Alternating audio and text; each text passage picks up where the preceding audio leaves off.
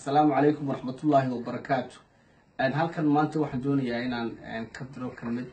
همبليا أو كوادن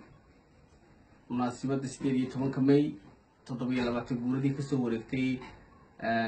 قرن الصومالي لان سبيري تمن كمي وحنلاقي هاي دما شعب كجمهورية الصومالي لان ملك استيشوغان كذا يدبل بيري وين با همبليا والله هاي waxaan si gaar ah hambaliyeynayaa ciidamada qaranka Jamhuuriyadda Soomaaliland walayaasha qaranka baarlamaanka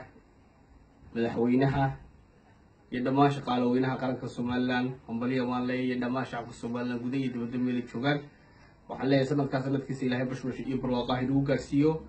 inaga oo beesha caalamka kamid ah oo ictiraaf bixin Ilaahay inuu gaarsiiyo nabadgelyada Ilaahay inuu si taageero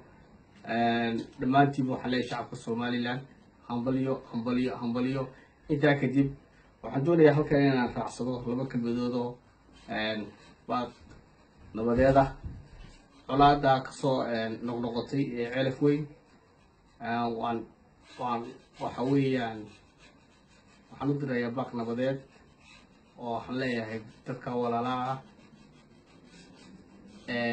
beeshaas ku dilaya ee arrinkooda soo noqnoqday aad iyo aad baan uga xunnahay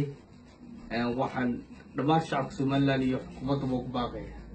in loo gurmado waxaan se leeyahay oo aan farayaa anigu halkan oo labada beelood kala dardaarmaya waxay nagu ceebo maanta iyadoo qarniga 12 marayo inaynu si diilo foolno horeysan waxaan macna lahayn dadkeena ku dhinto nin walba inaad ku disheen abtiga iyo siidiga iyo inankiina taadu dhashay waxaan macna lahayn maxay tahay waxa isku haystaan baa jirin waxay kala maqan baa jirin kuwa meelaha ka bu'aya ee colaada sii hurinaya ee wajiyada badan u yeelaya ee meelaha ka qaylinayagana waxaan leeyahay war waxa inagu ceeba maanta qarniga 12 inaynu colaadi buuno inaynu dad isku sii diro inagoo one family ah haddana ma garanaysaa aynu u muhanno inaynu dhiig foo waxaan macna lahayn ugu daadiyo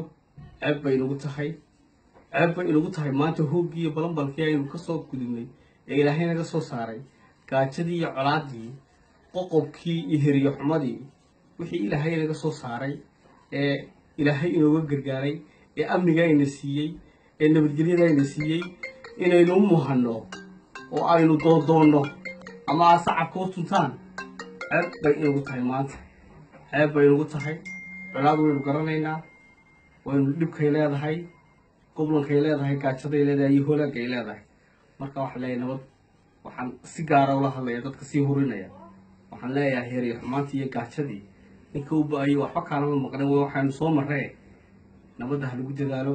dadka ha la dejiyo inana aan isdejino aqliga caadiga ee saxa ah